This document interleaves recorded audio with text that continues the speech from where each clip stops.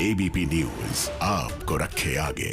बहुत शोर सुनते थे पहलू में दिल का, जो काटा तो एक कतरा खूं भी ना निकला। बहुत मकबूल शेर है ये, और कांग्रेस में आमूल चूल परिवर्तन के ऊंचे स्वर घोषों की हकीकत भी। 23 बागियों और एक सर्वशक्तिमान नेत्री के बीच चल रही रस्साकसी को दूर करने के लिए एक बैठक तय हुई। बैठक बहुत लंबी चली और बड़े दावों और इरादों के साथ खत्म भी हो गई। लेकिन राज की बात यह है कि बैठक जिस उलझन को सुलझाने के लिए बुलाई गई थी, उसके सिरे इस बैठक के बाद और ज्यादा उलझ गए हैं। उलझकर एक ऐसी गांठ में तब्दील हो गए हैं जिसको खोल पाना लगभग नामुमकिन है।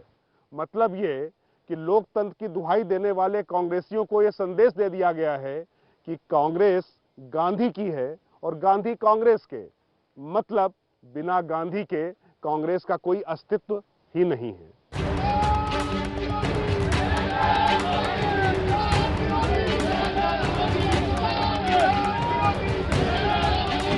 नरेंद्र मोदी हिंदुस्तान को कमजोर कर रहा है। जनता की आवाज नहीं बोलना। मोदी सरकार की नीतियों के विरोध प्रदर्शन में उतरी कांग्रेस अपनी पार्टी को ही पटरी पर नहीं बिठा पा रही। नतीजा जो संघर्ष कभी कभार सड़कों पर दिखता है, वो पार्टी में गहरा पैठ कर गया है। कांग्रेस की गांठ मजबूत होगी या बागी वाकई इसे खोलकर अपनी बात मनवाने में कामयाब हो पाएंगे, ये तो भविष्य के गर्त में है। मगर इस गांठ के राज की बात हम आपको बता देते हैं। ओल्ड गार्ड बनाम न्यू गार्ड की लड़ाई में कांग्रेस का बंटाधार होता दिख रहा है। कांग्रेस की रीति नीति और परंपराओं को पलट डालने का खम भरने वाले राहुल गांधी शक्ति के विकेंद्रीकरण की बात करते करते वास्तव में अपनी सर्वशक्तिमान टीम बनाने में जुट गए। सत्ता से लगातार बाहर रहने के बाद पार्टी का भीतरी शक्ति संघर्ष बेहद नाजुक दौर में पहुंच चुका है।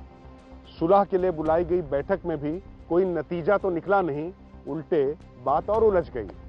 और आपको बता दें राज की बात यह कि सुलह की बैठक भी शर्त के साथ में शुरू हुई, और शर्त यह थी कि राहुल गांधी के आंख नाक कान यानी संगठन महासचिव केसी वेणुगोपाल और मीडिया प्रभारी रणदीप सुरजेवाला इस बैठक से बाहर रहेंगे। शर्त को सम्मान मिला, बैठक हुई, लेकिन मामला और उलझ गया। 23 बागियों की शर्त और टीम राहुल की जिद, नतीजा ढाक के 3 पार। कांग्रेस के 23 बागी संगठन में महत्वपूर्ण पद और राज्यों से इक्का दुक्का मिलने वाली राज्यसभा सीट के बदले राहुल की ताजपोशी में जय बोलने को तैयार है। मतलब ये कि अभी बागियों को इस बात का आश्वासन दिया गया कि राज्यसभा की सीट खाली होने पर वरिष्ठों यानी 23 बागी नेताओं को क्रमवार पहले वरीयता दी जाएगी। वहीं पटरी से उतरी पार्टी के लिए सड़क पर उतरने को तैयार युवा कांग्रेसी भी भूखे भजन न होए गोपाला की राह पर हैं। वो कह रहे हैं कि सत्ता में आने वाली सारी मलाई अगर बुजुर्गों को ही मिलेगी तो उनका मुस्तकबिल क्या होगा। जाहिर है कि उपाध्यक्ष से अध्यक्ष बने और फिर सामान्य कांग्रेसी बने, राहुल गांधी के अध्यक्ष बनने की राह में अभी दुश्वारियां तो हैं। जाहिर है कि बातों के बताशे जितने भी फूटे, लेकिन पार्टी के भीतर जो कड़वाहट पैदा हो चुकी है वह जरा भी दूर होती नजर नहीं आती। अविश्वास, असमंजस और आशंकाओं के बादल लगातार घने ही होते जा रहे हैं। राज की बात यह है कि पार्टी के चाणक्य अहमद पटेल की जगह के लिए गहलोत, हुड्डा, कमलनाथ और राज्य छोड़े बिना अमरिंदर दांव पर दांव लगा रहे हैं। लेकिन केंद्रीय नेतृत्व अब इस जगह किसी को चाहता ही नहीं। तय हुआ कि यह जगह व्यक्ति नहीं, व्यक्तियों के समूह से भरी जाएगी, यानी एक कमेटी जिसकी अध्यक्षता वर्तमान में पार्टी सुप्रीमो सोनिया गांधी खुद करेंगी। राज की बात पार्टी में वरिष्ठ फिर नाराज।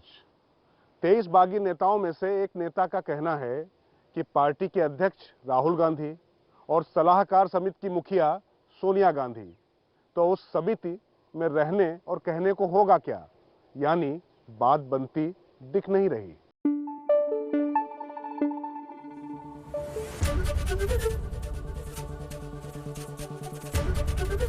एबीपी न्यूज आपको रखे आगे।